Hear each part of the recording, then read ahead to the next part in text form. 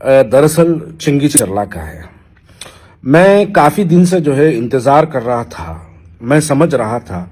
आज मैं यहाँ पे वाज़े तौर पे ये बात क्लियर कर दूं कि मुझे आज गैरों से शिकायत नहीं, सिर्फ अपनों से शिकायत है। गैरों की बात मैं करूंगा ही नहीं, सिर्फ अपनों की बात करूंगा। अपनों से मुराद मैं अपनी कांग्रेस पार्टी के तमाम मुस्लिम कायदीन के बारे में बात करूंगा।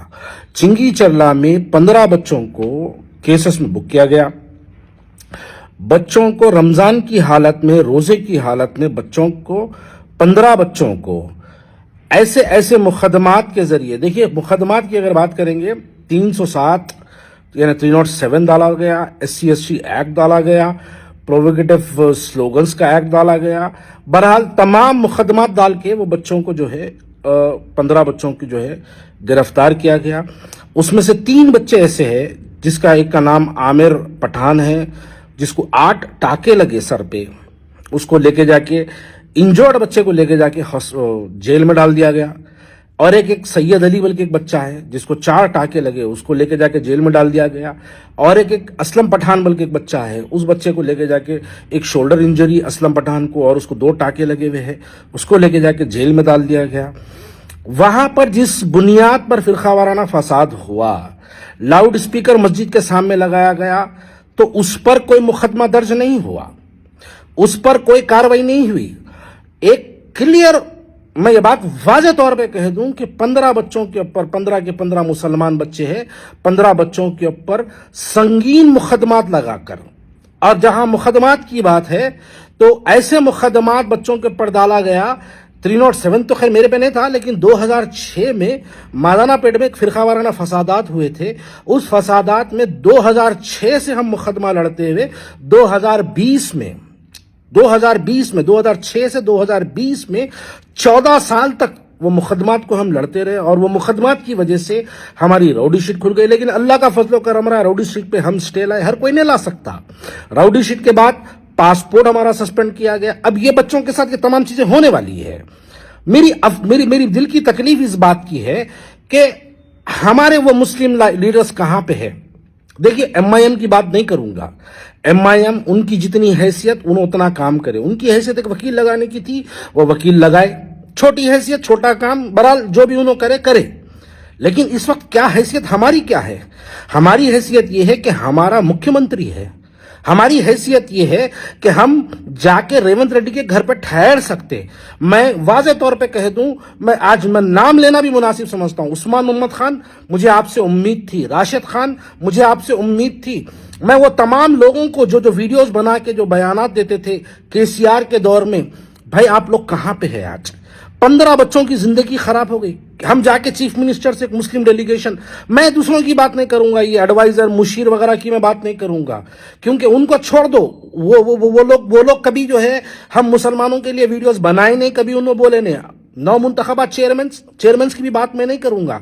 देखिए हम ही रहे, शुरू से हम लड़ते रहे, हम वीडियोस बनाते रहे, हर मुद्दे पे हम बोलते रहे। तो हमको इस वक्त जरूरत है कि हम इस मुद्दे पे भी बोले। हम तमाम लोग मिलके रेवंत रेड्डी के पास जाना चाहिए, चीफ मिनिस्टर के पास जाके हम चीफ मिनिस्टर को बोलना चाहिए कि नहीं साहब, ये हमारे साथ नाइंसाफी हो रही, हमारे बच्चों को जो है केसों में बुक किया गया। भाई देखो, इख्तिदार आता है और चले जाता है।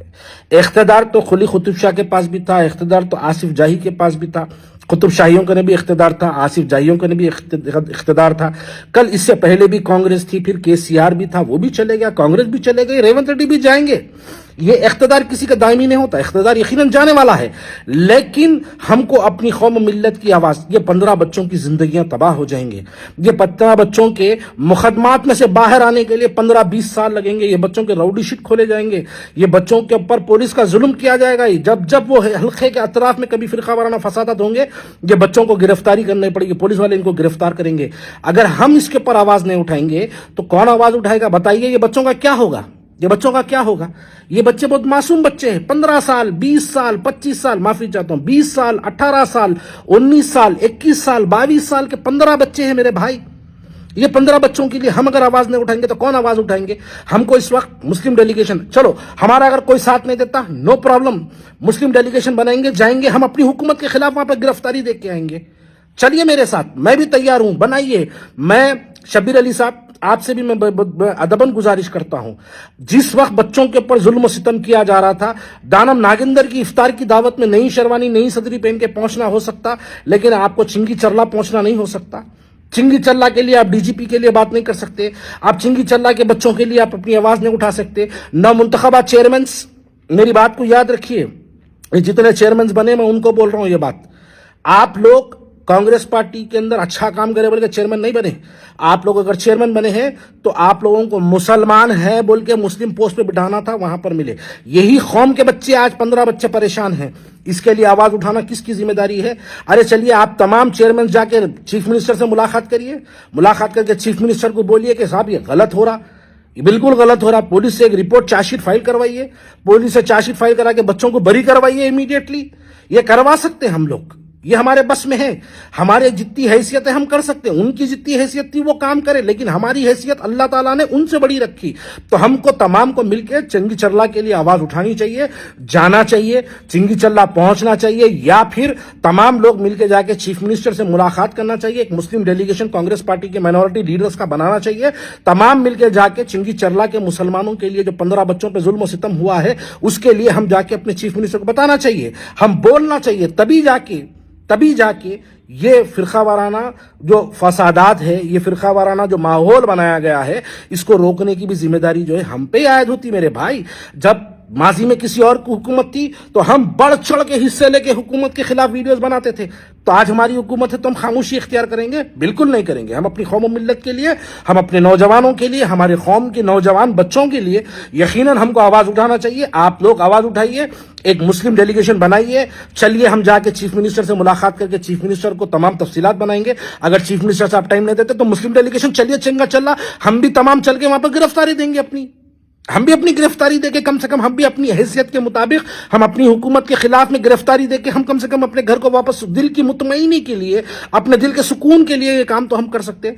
تو میں آپ تمام سے گزارش کرتا ہوں کہ اس کے اوپر غور و فکر کریے، اور غور و فکر کر کے اس کے اوپر ایک صحیح اقدام اٹھائیے، تاکہ یہ اقدام ہم کو اپنی ملت کے لیے، اپنی قوم کے لیے کرنے والا کام، ہم کو ایک مقصدی طور پر ہماری قوم کے لیے کرنے والا کام ہم کو بنانا چاہیے۔ شکریہ بہت بہت، السلام علیکم۔ حیدرآباد میں مشہور اور سب سے لذیذ پکوان بنانے والے برہان استاد اینڈ سنس کیٹرنگ سروس، مغلائی یا ہو چائنیز یا ہو ویجیٹیرینز یا ہو کانٹیننٹل ڈشز، برہان استاد کے پکوان سب سے لذیذ اور ذائقہ دار ہوتے ہیں۔ اتنا ہی نہیں، مشہور ہستیوں کا پسندیدہ ہے برہان استاد catering service. Telangana chief minister KCR کے پاس 2014 سے قریب 15 آرڈرز کر چکے ہیں۔ تلنگانہ ہوم منسٹر جناب محمد محمود علی، مشہور و معروف انڈین کرکٹ پلیئر اظہر الدین، مشہور و معروف سپورٹس پرسن ثانیہ مرزا کی بہن کی شادی کا پکوان برہان استاد نے کیا تھا۔ حاجی سیٹھ اور کئی ہستیوں کے پاس برہان استاد کام کر چکے ہیں۔ اپنے دعوتوں کو یادگار بنائیں برہان استاد کیٹرنگ سروس کے ساتھ۔ برہان استاد کا آفس ایڈریس ہے ملک پیٹ ڈبل پورہ فلائی اوور۔ منیمم 100 ممبر سے میکسیمم 25,000 ممبرز کے لیے پکوان کی ذمہ داری برہان استاد شاندار طریقے سے انتظامات کر سکتے ہیں، چاہے چھوٹے دعوت کے لیے یا ہو بڑے دعوت کے لیے۔ آرڈرز کے لیے آپ کانٹیکٹ کر سکتے ہو محمد سلیم سے 9849615786 یا 9849715786۔